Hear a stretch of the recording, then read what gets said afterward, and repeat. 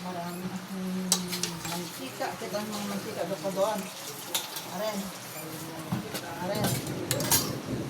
Kita ang mga mantika.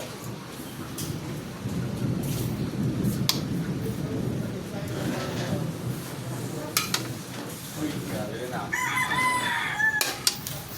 Wala, sinama yata ni daddy yung ano dyan. Ay, ayun na yung pakpak. Oh, na ginibone ko. Wala na.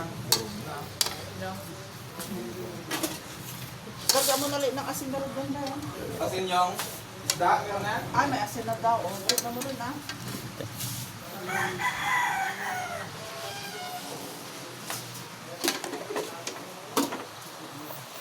Uwang, sana ano? Asin dapat yung prito rin.